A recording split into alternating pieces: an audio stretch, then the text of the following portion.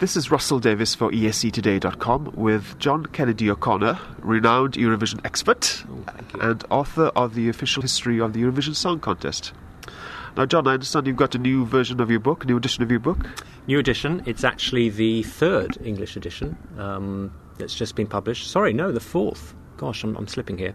Just been published by Carlton Books in time for this year's contest. Yeah, all the fans know this as the Bible of the Eurovision Song Contest because all the facts and figures are in there.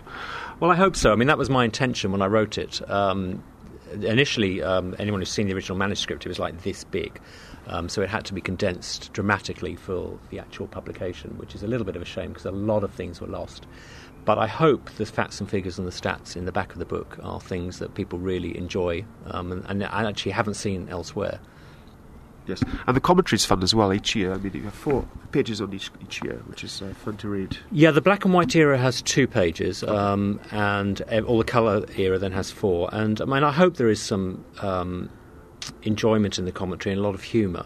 The EBU weren't too happy on the humour, and that was one of the penalties of making it an official book. It had to really toe a line, if you like. And because it's an international book, I think the humour is very British. Yeah. So that had to be altered so it would appeal to everybody. And I've certainly got a lot of stick from some of my European friends for the humour that's still in the book, but a lot of it had to be taken out. Okay, that's a shame, actually. It is a bit, but I certainly would never take the mick out of the contest. I adore it, but I think if something's ridiculous, you have to say it's ridiculous. You can't pretend that it's not.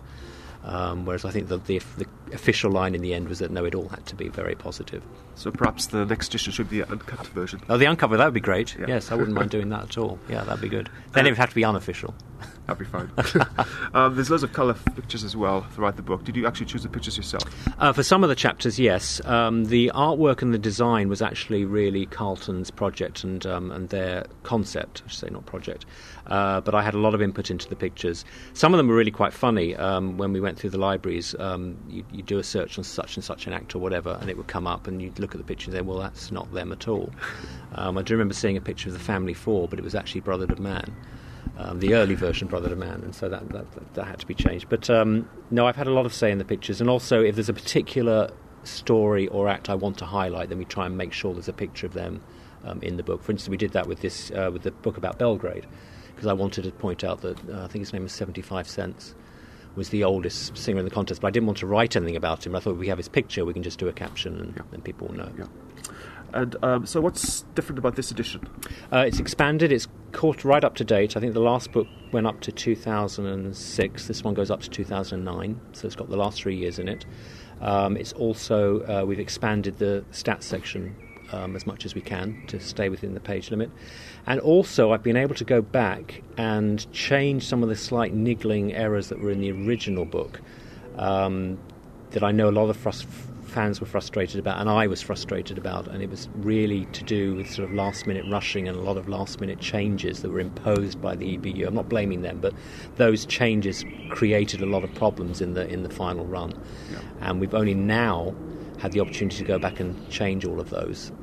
So I'm pretty happy now that whatever's in here is actually right. Okay, well, Eurovision fans are they devour every single word in this book, so I'm sure if there's any mistakes, then they come. Well, I got into a lot of trouble with some, and some of it I put my hand up and it was my fault. For example, I was sent a video of the 1971 contest by the EBU, and at the end they just reran Severine's performance again. So I said it wasn't Svante, it was his predecessor, I said, are you sure this video's right? Is that what actually happened? And he said, yeah, absolutely.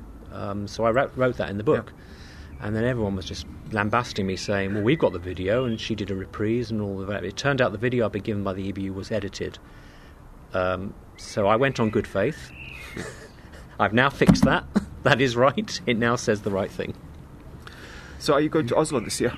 I am. I'm going out on the Sunday before, and I'll be there for the week. Looking forward to that. And who are you tipping to win the contest this year? I think it's really, really wide open. I think it could be anybody. My gut feeling initially was Azerbaijan or Armenia, and I still think those two are going to do very well. But I'm thinking Norway could do the double. I'm also thinking Ireland, based on the wonderful performance Niamh gave in London the other night. I mean, she's going to blow the audience away. And then I think countries like Russia are going to do very well. I think Greece are going to do very well. it's a wide open contest. Could go any way. I think it's going to be like the British election result. Now, the book, how many copies have you sold?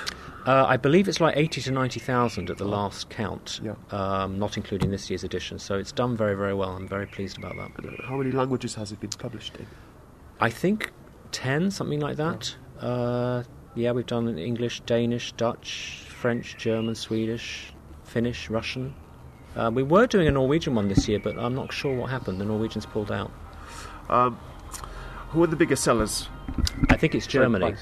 I think Germany we sold around 30,000, and followed by the UK, where I think it's up at around 20,000 now. So it's those two markets. And Australia's book, although it's the same as the English book, they had their own cover. That was sold out, I think, within weeks of publication. So that was actually the quickest selling market. And you've been based in the USA recently. Have you sold any copies there? You can get it on Amazon.com, but I always say to my friends, buy it from Amazon UK and have it shipped because it's cheaper. I don't know why that should be, but yeah. Yeah, I think I've sold a few in the US. Do you have any future projects, Eurovision based or maybe on other subjects? I don't want to get too bogged down in being the Eurovision guy. It has actually, in a way, slightly hampered my media career slightly. So I'd like to, although I've thought about doing books about the national finals, I'm not sure I will do that. The next project I was commissioned to do is Miss World. I'm still hoping to see that's going to come out. Yeah. I was also commissioned to do Je Sans Frontières, but we've really not gone anywhere with that yet. They're actually waiting for that to be revived before we move forward with that. It's supposed to be revived, but they've been saying that every year for a while. But no, it'd be great if we can get Miss World out, particularly this year, it's their 60th birthday. Yeah.